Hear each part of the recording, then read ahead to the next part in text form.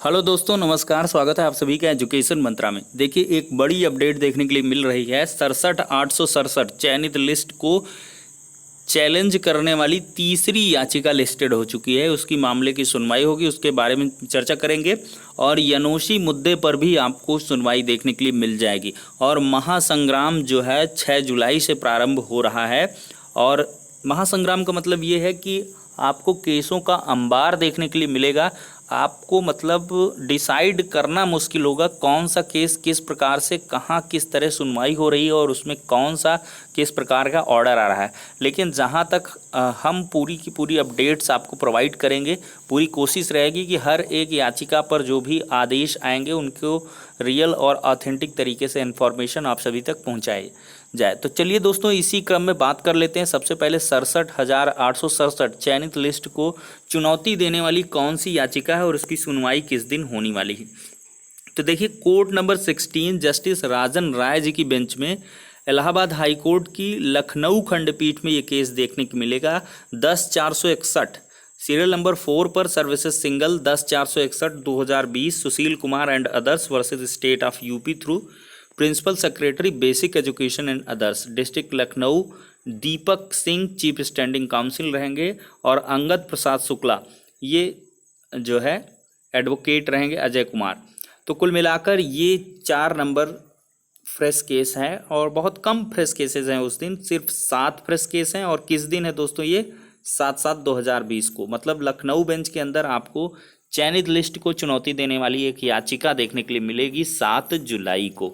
7 जुलाई को अन्य भी महत्वपूर्ण केस हैं, उनके बारे में आपको पहले ही हम बता चुके हैं कि 7 जुलाई को एमआरसी प्रकरण पर अन्य पिछड़ा वर्ग आयोग सुनवाई करेगा। और इसके बाद 7 जुलाई को ही बेहद महत्वपूर्ण 2 केस सुप्रीम कोर्ट में लिस्टेड हैं। यूयू ललित साहब की बेंच में ट्रिपल बेंच ये सुनवाई करेगी। एक आंसर की प्रकरण हो गया और दूसरा मॉडिफिकेशन पर सुनवाई देखने के लिए मिल जाएगी। और साथ ही साथ 7 जुलाई को ही आपको हाईकोर्ट की लखनऊ खंडपीठ में नूतन ठाकुर की जो याचिका है उसमें देखने के लिए, यानी कि सीबीआई जांच भर्ती रद्द प्रकरण पर सुनवाई देखने के लिए मिलेगी।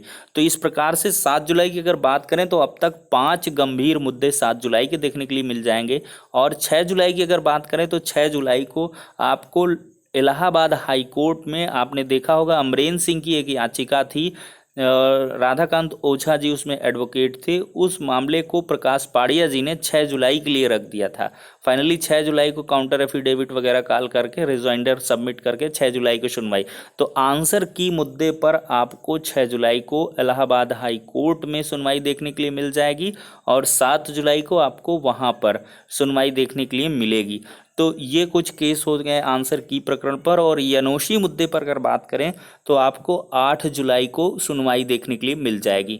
तो कुल मिलाकर देख रहे हैं कि 5 केस हो जाएंगे 7 जुलाई को, 1 केस हो जाएगा 8 जुलाई को और 1 केस हो जाएगा 6 जुलाई को। तो कुल मिलाकर 7 गंभीर मुद्दे हैं, यानी कि ज्वलंत प्रकरण हैं जिन पर सुनवाइयाँ देखने के लिए मिलेगी। शायद यहीं पर एक एमआरसी मुद्दा भी है, तो 8 लगभग केस हो जाते हैं। 6 या 7 को हियरिंग है उसकी भी, तो उसके बारे में जैसे ही इन्फॉर्मेशन निकल के आएगी आप सभी को उपलब्ध करवा दी जाएगी। तो कुल मिलाकर आपको कल थोड़ी सी राहत देखने के लिए मिलेगी 5 जुलाई को। नहीं तो इसके बाद आपको, हाँ, यहाँ पर एक प्रकरण और हमें ख्याल में आ गया। 6 जुलाई को ही सुप्रीम कोर्ट में बीएड को लेकर एक केस हुआ है।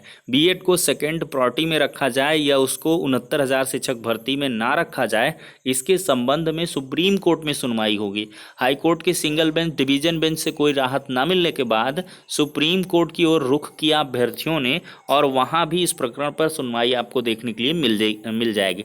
लेकिन यह है कि बीटीसी के लिहाज से जो है बीएड उसी तरह ट्रीट होगा। हम शुरू से कहते आए हैं, डिवीज़न बेंच का ऑर्डर भी आप देख चुके हैं कि वहाँ पर स्पष्ट चीज़ें लिखी गई हैं। तो इसके बारे में बहुत बार हमने चर्चा भी की है कि बीएड को द्वितीय वरीयता में नहीं रखा जाएगा, फर्स्ट पार्टी में रहेगा।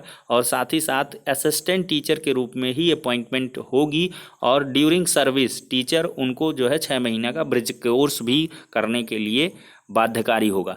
तो ये कुछ अपडेट्स हैं हाल ही की जो 69,000 शिक्षक भर्ती से संबंधित है। नेक्स्ट वीडियो मिलते हैं, तब तक के लिए शुक्रिया, धन्यवाद।